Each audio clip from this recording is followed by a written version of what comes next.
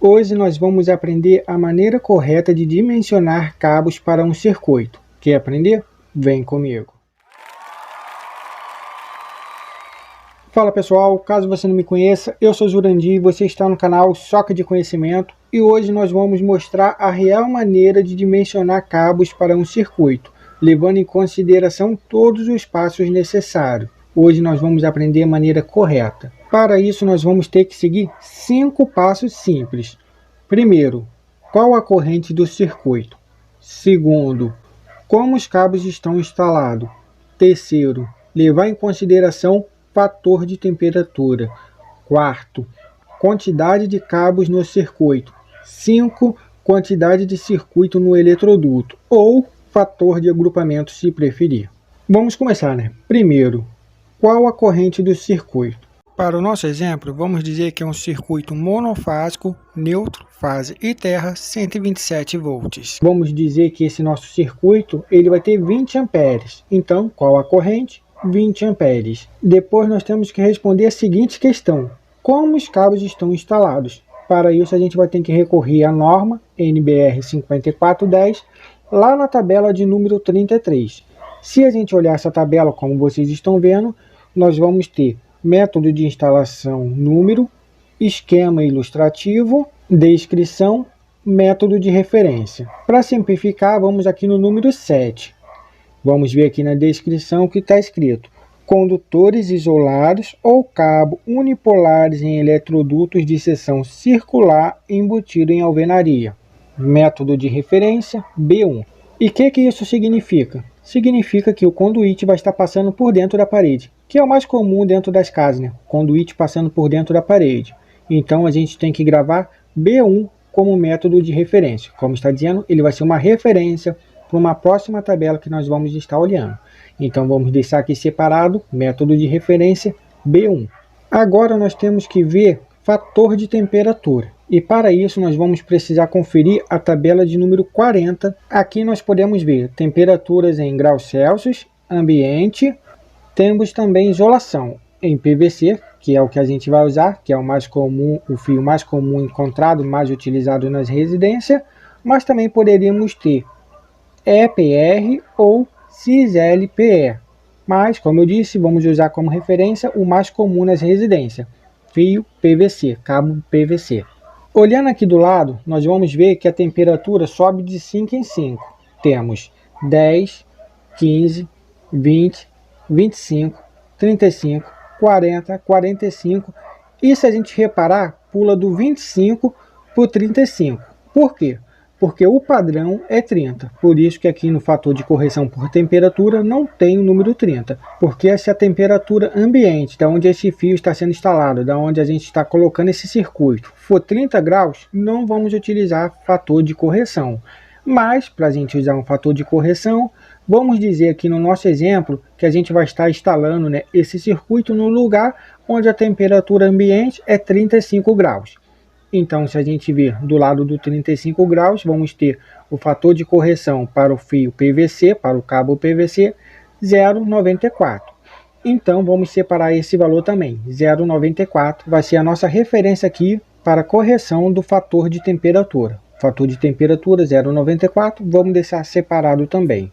Próximo passo, quantidade de cabos no circuito. Para isso, nós vamos ter que ver lá na tabela 46. Olhando a tabela 46, nós temos número de condutores carregados a ser considerado em função do tipo de circuito. Temos também esquema de condutores vivos do circuito e temos também aqui do lado número de condutores carregados a ser adotado. Com isso, a gente pode verificar que monofásico a 2 condutores vai ser número 2. Monofásico a 3 condutores também será número 2. 2 fases sem neutro, número 2. 2 fases com neutro, número 3. Trifásico sem neutro, número 3. Trifásico com neutro, 3 ou 4. Aí está dizendo aqui que a gente deveria ver 6.2.5.6.1. Porém, como o nosso sistema é monofásico a 3 condutores, fase, neutro e terra, a nossa referência vai ser o número 2. Por que número 2? Porque condutores carregados são 2, fase e neutro. terra não entra nessa conta, porque em condições normais não passa corrente por ele, por isso 2 fios carregados. Então vamos deixar separado 2 condutores carregados, que nós vamos vir a usar esse número também. E para o quinto e último passo, quantidade de circuitos no eletroduto, vamos dar um exemplo que junto com esse nosso circuito de 20 amperes, que é o que a gente está usando aqui, vamos dizer que nesse mesmo eletroduto vamos estar passando um total de 3 circuitos por ele.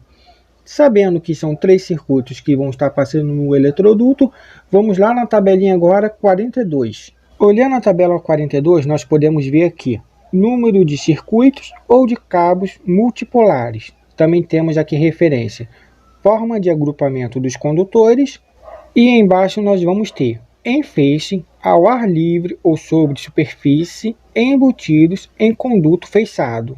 E em cima nós vamos ter 1, 2, 3, 4, 5 e subindo. Isso aqui é o número de circuitos que vão estar passando dentro do eletroduto, que no nosso caso é 3 circuitos passando dentro do mesmo eletroduto. E embaixo nós vamos ter o fator de correção para a quantidade de circuitos. Se fosse um circuito, seria 1. Sendo 2 circuitos, 0,80. Sendo 3 circuitos, 0,70. Sendo 4 circuitos, 0,65. E por aí vai. No nosso caso, é 3 circuitos, então nós vamos pegar o número 0,70. O nosso fator de correção por agrupamento, 0,70. Vamos salvar também esse valor para a gente não esquecer. Fator de correção de agrupamento, 0,70. Agora que nós já temos todas as informações necessárias, vamos atrás do cabo ideal para o nosso circuito. E esse cabo vai estar lá na tabela 36.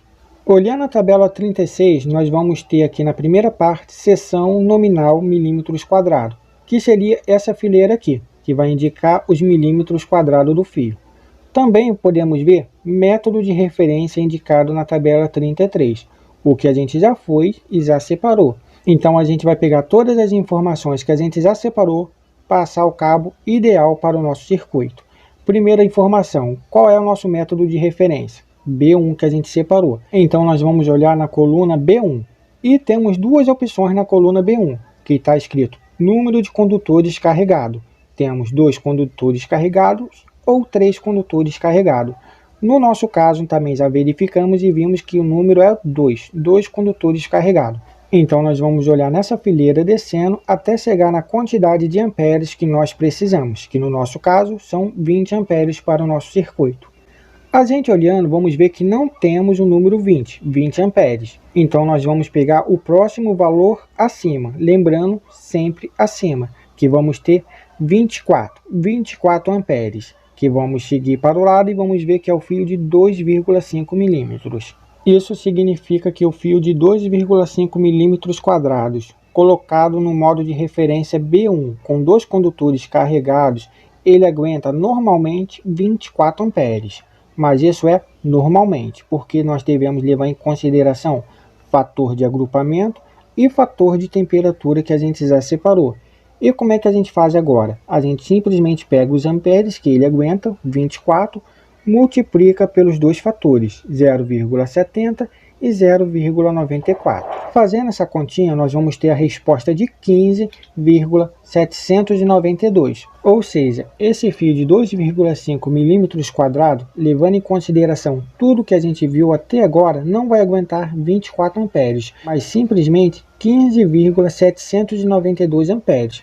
Como o nosso circuito é de 20 amperes, esse cabo não serve para nós. O que nós fazemos então nesse caso? Pegamos o próximo valor acima desse que a gente viu que não serve, que é o 24. E se a gente pegar o próximo valor acima do 24, levando em consideração o modo de referência B1 com 2 condutores carregados, tudo que a gente já viu até agora, nós vamos ter 32. Então nós podemos ver que um fio de 4 milímetros vai aguentar 32 amperes, instalado no modo de referência B1 com 2 condutores carregados. Porém, ainda temos que aplicar o fator de correção de temperatura e de agrupamento, como a gente fez com o valor de 24, para ver se ele vai aguentar. Então vamos lá. Se a gente multiplicar 32 por 0,94 e também multiplicar por 0,70, nós vamos ter 21,056. Então, para esse nosso exemplo, o cabo ideal a ser usado será o de 4 milímetros quadrados, que levando em consideração tudo que a gente viu até agora, vai aguentar 21,056 amperes e o nosso circuito pede apenas 20 amperes. Esse é o método certo de fazer dimensionamento de cabo, levando em consideração todos esses passos. Se a gente não fizer esse passo a passo, pode dar errado, pode dar ruim na nossa instalação.